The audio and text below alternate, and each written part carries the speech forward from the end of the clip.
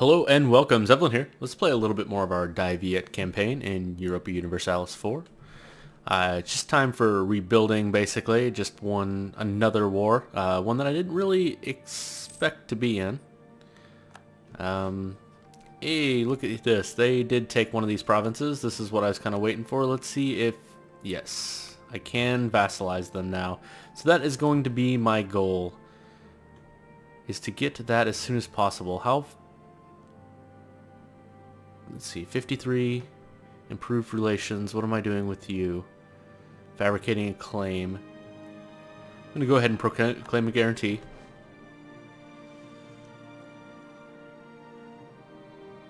I'm going to go ahead and knock out all the big things like royal marriages, things like that.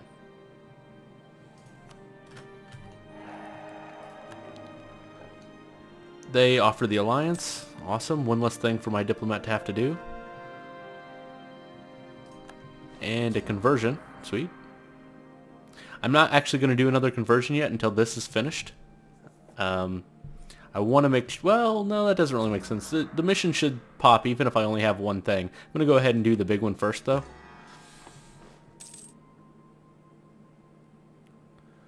See if I can get the mission to get 100% religious unity. And... let's... go ahead and have them transfer trade power. No, let's offer military access first. That'll be an extra 10.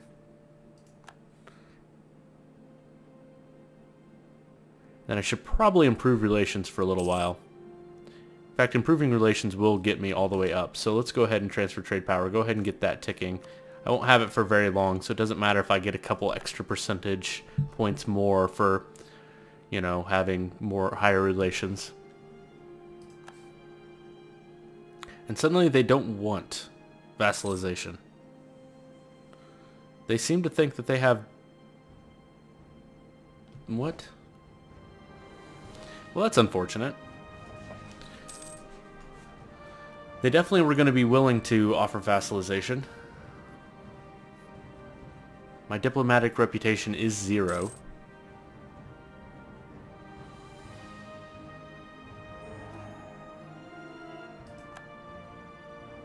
We'll have to keep an eye on that. Maybe as I grow a little bit, I'm going to go ahead and keep them around as an ally. I'm going to go ahead and top off their relation. And... insult. Alright. That is what I'm going to do.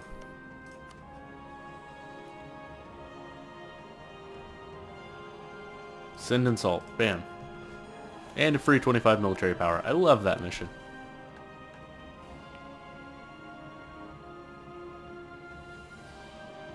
No, I'm going to go with this achieve religious unity. It is still a ways off, but I'd rather have it and be safe and get it rather than tool around with maybe getting one more mission done.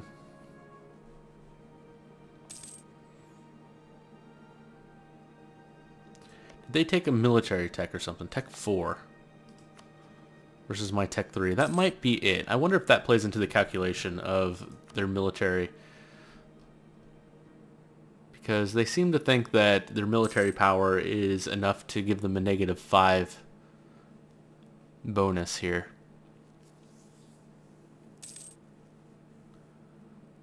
That's okay. We'll definitely keep them around.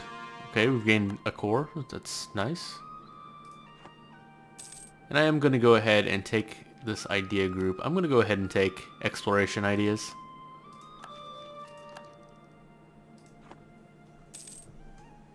Definitely want to get started on that. I have a lot to colonize heading that direction. The sooner I get started, the sooner I will be able to get my achievement. I have a little bit of unrest in 2 different places. Not too worried about either one of them. This one's just because I am converting.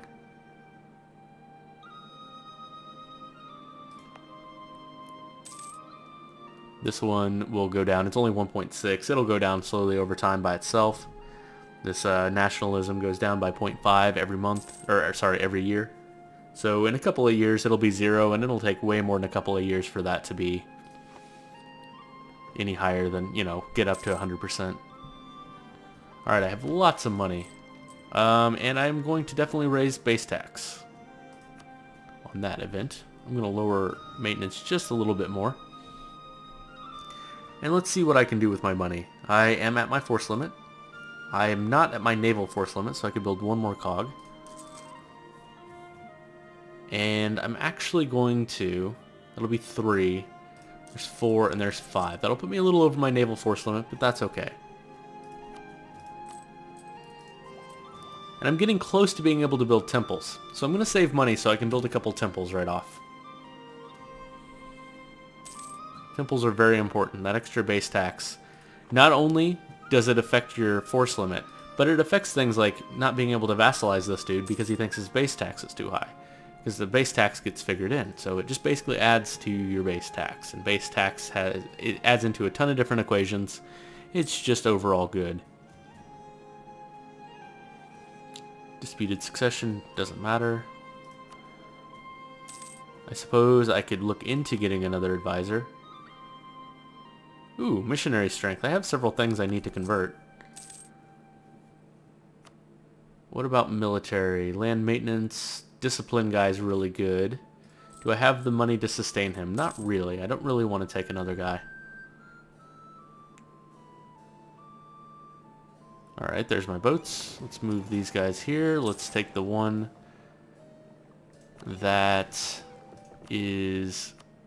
There we go. Mothballed, unmothball, group together, and remothball the whole frickin' thing. There's another conversion, and let's convert Panduranga. I'm going bigger to smaller because I have a couple of things that could go away at any point. A couple of bonuses that could go away. And I want to be able to get the most out of them. So I kind of figure the biggest things have the biggest impact when you have modifiers. So that's why I'm kind of going biggest to smallest. Generally I go smallest to biggest time, just to get as close to that religious unity as possible. But I mean, really, it only increases natural unrest by a little bit, and it's mostly the stability cost modifier, and I'm setting at +3 stability, so I'd rather just get it done faster. Okay, recall diplomat, that's fine. Are you still... Yep, still flipping out because you think your military is so big. Now you have +12 military power? What? You're insane. Ooh, Khmer Patriots.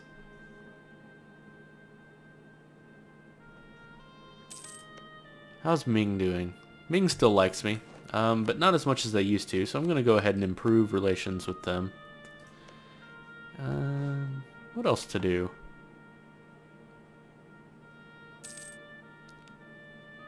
How are you feeling? I can improve relations with you a lot.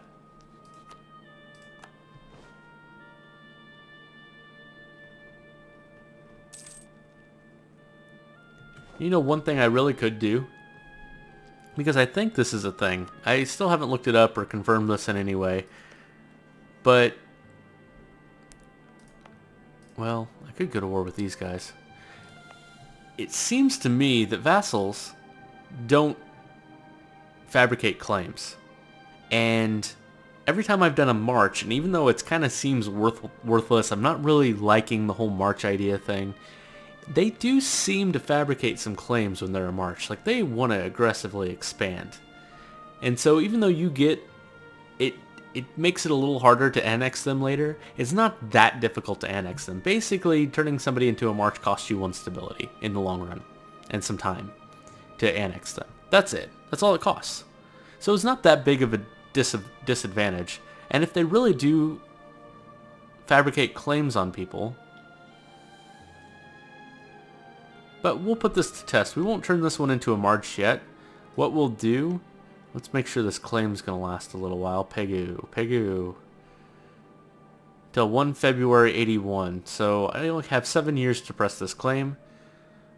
I have basically no boats, but I can sort of... No, I don't think I can get there.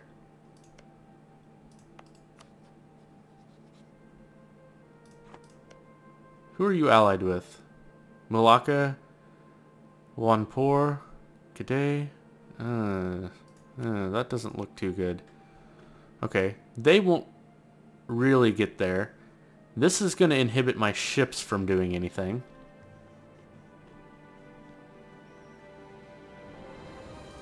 The problem is, well, I can get military access here and I can get military access here.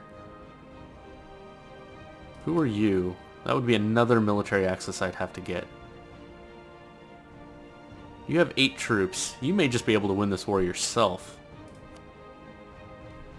I may have to consider that. Oh, they have 8 troops as well.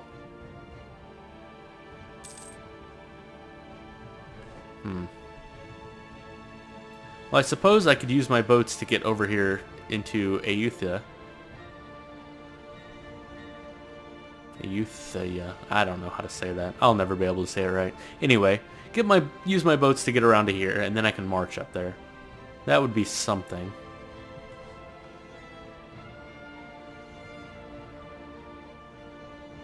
But I may not need to. I could just let my allies do it. Let's just see if they will. Let's see. Improving relations with Ming seems more important than improving relations with my vassal, who has to like me. Let's say if we declare war on you to press Pegu's claim, a bunch of people will join. That's a known. Well, this place won't. That's fine. Both my allies will. I think it'll be fine. Worst case, I'll try and get over there and help. But I'm going to see if my vassals and my allies will take this. I'm not even going to raise maintenance. I'm just going to see what you're set at. I'm going to set you as aggressive. No, I'm going to let you make your own decisions. I'm hoping that decision will be to wait for... Yeah, well... They lost, but here comes my allies. I'm not even going to have to do anything. Look at this. Squished. Who am I at war with? Malacca? They didn't come. These guys came, but I don't think they're going to do much. We'll see.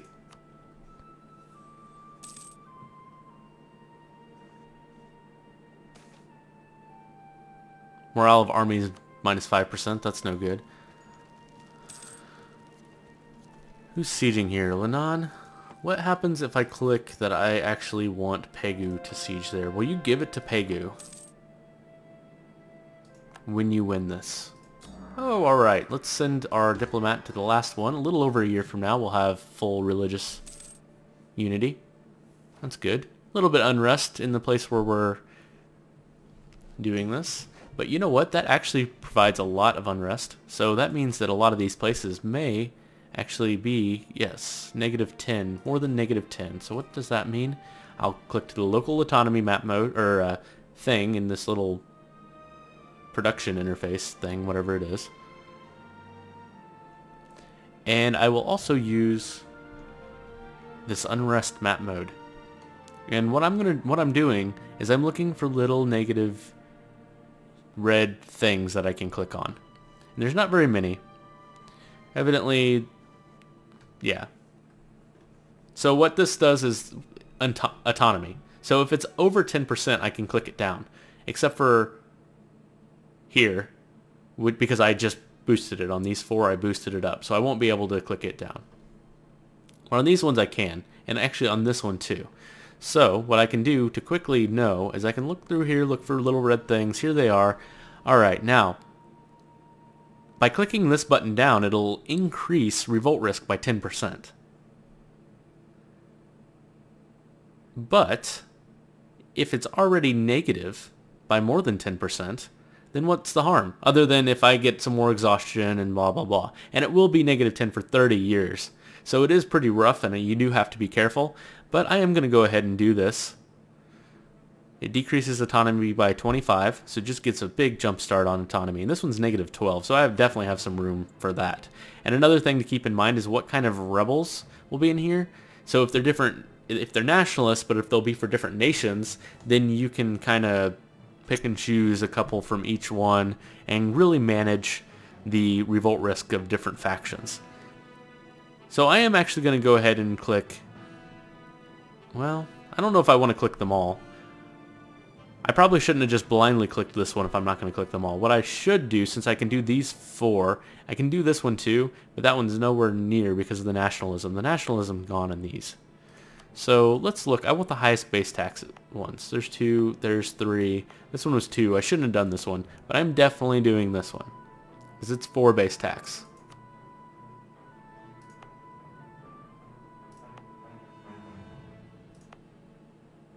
I don't know why this is showing me the settler chance in these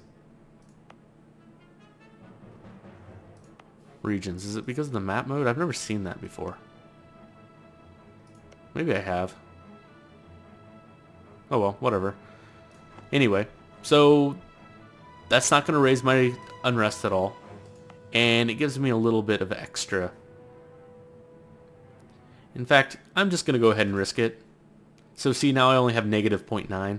So if something does happen, a little bit of, you know, my stability drops at all, or my legitimacy, or my, anything really drops, then I'm going to have some revolt risk to face here for the next 30 years. So that is a little scary, but I think it'll be fine.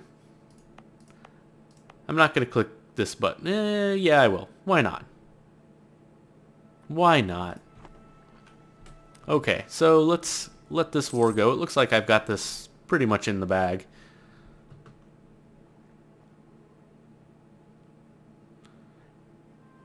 And another thing this does for me is it gets Ayutthaya a truce timer with Malacca, so they don't come down here and take Malacca. I don't want them to do that, so I'm not going to let them.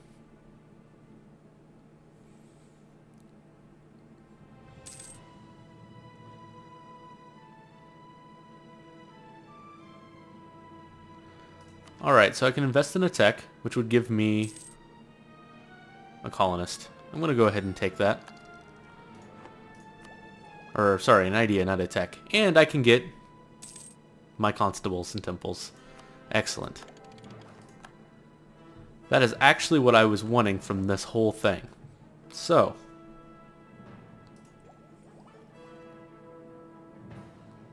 I'm going to go ahead and get ahead of time in this tech to get the extra production efficiency. Maybe, well, I don't know. I always go back and forth with which one I want more. I really should get military, because, well, I'm way behind time on military tech, and my ruler kind of is terrible, and my next one is kind of terrible as well. So I should switch this to military and get ahead of time on military tech. Yeah, I'm going to do that. I think that's the most important thing I can do right now. Making a little bit of money. I could grab that discipline guy. But I think more important is that I grab a decent sized stack. Well, let's just move you here. Let's move these guys down here. Actually, I'm going to wait the couple of days to take a full tick of repair, and then move them down here, and then wait until September. There we go. Now, to choose where I want to settle, I am thinking up here. Just because it'll get me a good jump start. It's not like, say, here or even here. It has this tropical. So, settler chance, negative 25%. Local settler increase, negative 25. I mean, that's brutal, especially for early colonization. It's hard enough to colonize early on. So I am going to go up here. And I'm also going to send my guy here. I'm just going to get an early jump start on colonization. Okay, let's recall diplomat for Ming. Let's take this guy. Go on there. Oh, my maintenance is all the way down. That's a bad thing. You actually stay on the boat for a minute. Need to get my morale up just in case they do rise up.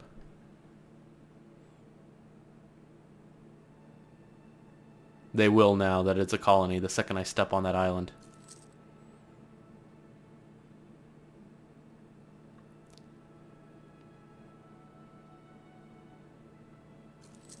Alright, one more month.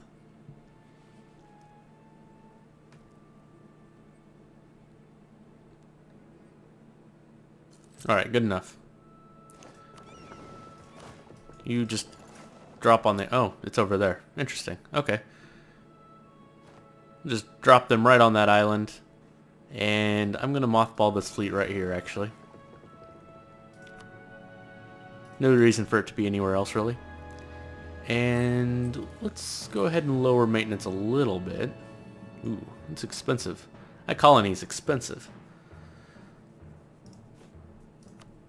So I am going to go ahead and start building some temples, though. Just right here along the coast. The coast is the most important place to build temples. Because it affects...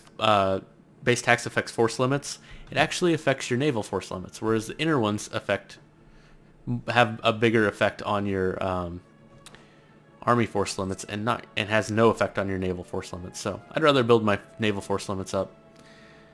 And unfortunately, it looks like they are having the hardest time.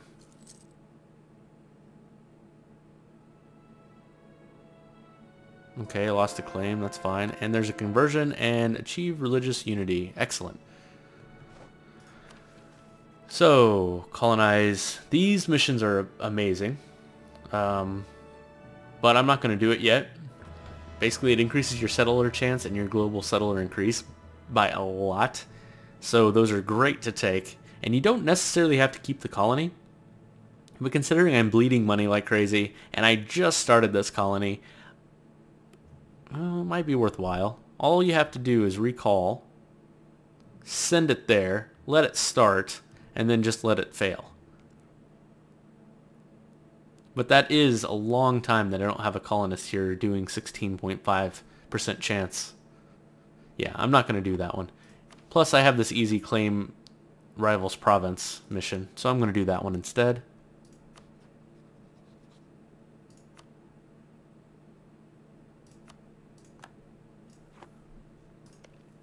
How's Ming feeling about me? Pretty good. Excellent. And what else can I do? I'm not losing that much money, so I'm not too worried about it.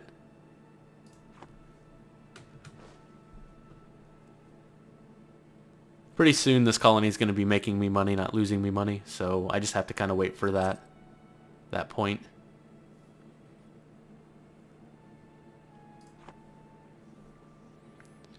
And eventually I'll be able to get out of this war.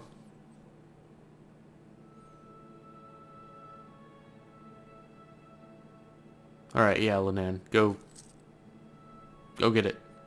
Go start sieging. Oh, they're fighting Bengal. Huh. Oh well.